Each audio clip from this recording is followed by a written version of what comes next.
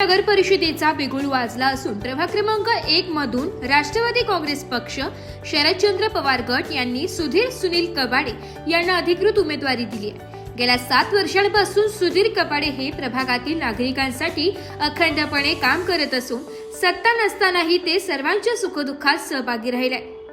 गोरगरिबांना मदत करणे, त्यांची अडचणी सोडविणे आणि प्रभागातील प्रत्येकाशी संपर्क ठेवणे यामुळे नागरिकांचा त्यांना चांगला पाठिंबा मिळत आहे। सुधीर कबाडे यांनी सांगितले की नागरिकांच्या प्रत्यक्ष गरजेनुसार डीपीआर मध्ये आवश्यक बदल करून विकास कामे राबवली जातील। प्रभागातील लहान मुलांसाठी गार्डन तर ज्येष्ठ नागरिकांसाठी विरंगुळ्याची जागा तयार करण्याचा त्यांचा मानस आहे।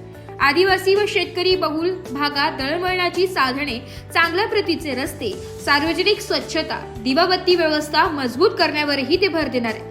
महिलांसाठी कम्युनिटी हॉल उभारणे तसेच काही बचत गटांची स्थापना करून त्यामार्फत रोजगार निर्मिती कशी करता येईल यावरही ते काम करणार असल्याचे त्यांनी सांगितलंय। सुधीर कबाडे यांचे वडील पूर्वी सरपंच राहिले असून त्यांच्या माध्यमातून अनेक विकास कामे झाली। त्याच लोकसेवेच्या परंपरेतून प्रभागाच्या सर्वांगीण विकासासाठी आपण कटिबद्ध असल्याचं सुधीर कबाडे यांनी सांगितलंय।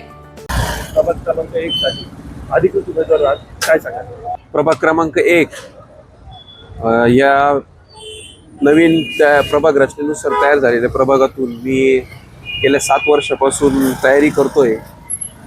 शरदचंद्र पवार राष्ट्रवादी काँग्रेस पक्षाच्या वतीने मला उमेदवारी जाहीर झाली की माझ्या कामाच्या जीवावर गेली 7 वर्ष मी या प्रभागात पूर्ण वेळ जनसंपर्क ठेवून गोरगरिबांची कामे असू द्या, कॉलनी भागातील नागरिकांच्या काही समस्या असू द्या, मुख्यत्वे करून स्वच्छता, पाणी पुरवठा, त्याच्यानंतर नागरिकांच्या छोट्या मोठ्या अडचणी, आदिवासी बहुल वस्तीवरच्या अडचणी थोड्या वेगळ्या आहे, त्यांचे कागदोपत्री कामं असू द्या किंवा दवाखान्याची कामं असू द्या, अशा विविध माध्यमातून जे स्थानिक स्वराज्य संस्थांच्या माध्यमातून एका नगरसेवकांनी केलं पाहिजे अशी सगळे कामं सत्ता नसतानाही प्रभावीपणे केली। त्याच्यासाठी पूर्ण वेळ दिला आणि जनतेचा पाठिंबा मिळाल्यानंतरच मी या निवडणुकीत उतरण्याचं ठरवलं होतं। माझ्या पक्षाने माझ्यावर पूर्ण विश्वास टाकून ही जबाबदारी दिली आहे आणि आज एका बलाढ्य उमेदवाराच्या समोर सत्तेच्या विरोधात, प्रवाहाच्या विरोधात मी उमेदवारी करतोय। लोकांचा पाठिंबा आहे, त्यांच्या जीवावर ही उमेदवारी करतोय आणि ईश्वरचरणी प्रार्थना करतो की परवा सकाळचा निकाल हा व्यवस्थित लागेल। भाऊ, निवडून आल्यानंतर प्राधान्यक्रम काय असणार? निवडून आल्यानंतर बघा, गेली 10 वर्ष निवडणुका झाल्या नाही। 2015ला लोकप्रतिनिधी निवडून गेल्यानंतर कॉलनी भागात म्हणजे मेनली गणेश कॉलनी, भैरवनाथ नगर पर्यंत फक्त रस्ते करण्यावर भर दिला गेला। त्याची कारणं वेगळी आहे, कारण आमचे लोकप्रतिनिधीच मुळात ठेकेदार आहे। त्यांचा पूर्ण फोकस हा कॉन्क्रीट रस्ते करणे आणि त्यातून सत्तेतून पैसा, सत्तेतून काम, कामातून पैसा आणि तोच पैसा परत निवडणुकीत टाकायचा, हा या अजेंड्यावर काम करणारे ते लोकप्रतिनिधी आहे। त्या उलट माझं विजन थोडं वेगळं आहे या प्रभागाबाबत। हा गेली 10 वर्ष उपेक्षित आहे, विकास कामांचा अभाव आहे, नागरिकांच्या गरजेनुसार विकास कामं इथे होऊ शकले नाही। ते विकास कामं करणे, प्रामुख्याने सगळ्यात पहिलं काम हाती घ्यायचं आहे ते डीपीआर मध्ये नागरिकांच्या गरजेनुसार बदल करणे। कारण रोड डीपीआर हा एक भाग झाला, पण डोंगराच्या पायथ्याला असल्यावर डोंगराचं पाणी वाहून जातं, ते पाणी वाहून येताना लोकांच्या घरातून येतंय, घरात जातंय, ती एक मुख्य समस्या ह्या अर्बन एरियात आहे। इथे लहान मुलांना खेळण्यासाठी गार्डन नाही, ज्येष्ठ नागरिकांना बसण्यासाठी गार्डन नाही, ते करावं, ते व्हावं, हा माझा 2 नंबरचा अजेंडा आहे।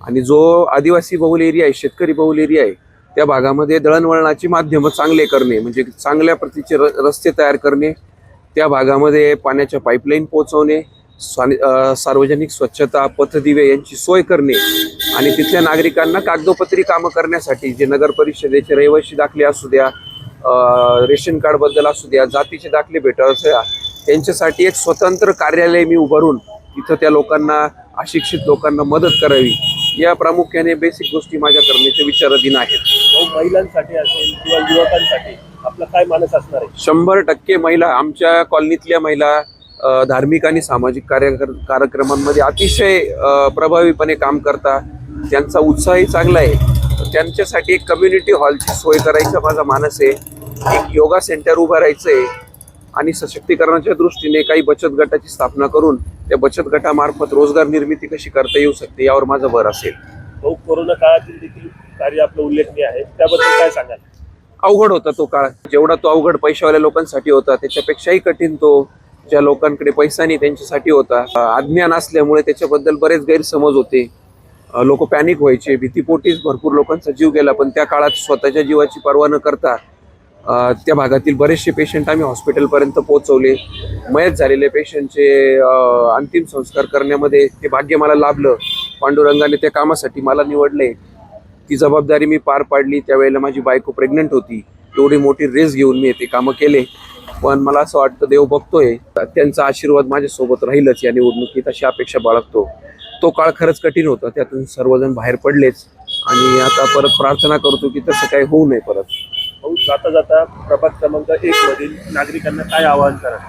प्रभाग क्रमांक 1च्या नागरिकांना एवढंच आवाहन करेल की येत्या 7 दिवसात जे झालंय किंवा शेवटच्या 3 दिवसात, प्रामुख्याने माझ्यावर ही टीका केली जाते की शेवटचे 3 दिवस हे आमचे राहतील, तू आता किती पण उड्या मार. मलाही बघायचं आहे की ते शेवटचे 3 दिवसात असं काय होणार आहे. गेली 7 वर्षे मी जी मेहनत केली ती कामं येणार आहे. माझा जो जनाधार आहे तो जो विजय होणार आहे की यांचा पैसा विजय होणार आहे. धनशक्ती विरुद्ध जनशक्तीची जी लढाई आहे तिच्यामध्ये लोकांनी मला साथ द्यावी. त्यांच्या अपेक्षेप्रमाणे काम करेल. माझ्या कुटुंबाला एक मोठा राजकीय वारसा आहे. आजोबा असू द्या, माझे वडील सरपंच होते, त्यांच्याही कामाची यादी मोठी आहे. त्यांच्याच पावलावर पाऊल होऊन ठेवून त्यांच्या प्रतिष्ठेला साजेचं काम करण्याचा मी प्रयत्न करेल. ती संधी मला लोकांनी उपलब्ध करून द्यावी. त्यांच्या अपेक्षेप्रमाणे मी काम करेल याची ग्वाही नक्की देतो. दादा सरपंच होते अगोदर, हो. काही मुख्य कामे झाली गावात, काय सांगाल आपण? सरपंचपदी माझ्या वडिलांनी केलेली कामे मुख्यतः ग्रामपंचायत काळामध्ये काही नगरोत्थान सारख्या योजना नव्हत्या. त्यावेळेला वित्त आयोगाची निधी हा एकमेव सोर्स होता. ग्रामपंचायतचं उत्पन्न कमी होतं, त्याच्यामुळे स्पेशल स्कीम्स नसल्यामुळे आमदार निधीतून त्यांनी बरेचसे कामं केले. वित्त आयोगाच्या निधीतून केले. त्यातली काही बहु उल्लेखनीय कामं सांगितले. सोमवार पेठ हा आमच्या गावातला पहिला कॉन्क्रीट रस्ता माझ्या वडिलांना बनवण्याचं भाग्य लाभलं. कोंबरवाडीमधला जो आज एकमेव कॉन्क्रीट रोड आहे तो 25-15ची 2 हेड वापरून त्यावेळेला तयार केला गेला. कोंबरवाडीची जिल्हा परिषद शाळा जी आहे ती त्या काळात माझ्या वडिलांच्या हाताने ते करण्याचं भाग्य त्यांना लाभलं. अर्बन एरियामधल्या गटारींची पूर्ण व्यवस्था जिल्हा परिषदेचा निधी वापरून तो इथे करण्यात आला. शंकरनाना खैरे त्यावेळेस जिल्हा परिषद सदस्य होते, त्यांची मदत त्या काळात झाली आणि इथले कॉलनीतले काही रस्ते आम्ही करू शकलो. आजही त्या रस्त्यांची क्वालिटी तसल्या तशीच आहे. सोमवारपेठचा रस्ता रिस्ट्रक्चर झाला, पण तो खोदताना ठेकेदाराचं बजेट हा रस्ता एक्सकॅव्हेशनमध्ये सगळ्यात जास्त गेलं. इतका टॉप क्वालिटी रस्ता सोमवारपेठेत त्यांनी बनवला होता. तर लोकाभिमुख कामं करण्याचा आमचा इतिहास आहे. माझ्या वडिलांच्या पावलावर पाऊल ठेवून असंच ब्युरो रिपोर्ट, नाशिक लोकशाही न्यूज, नाशिक.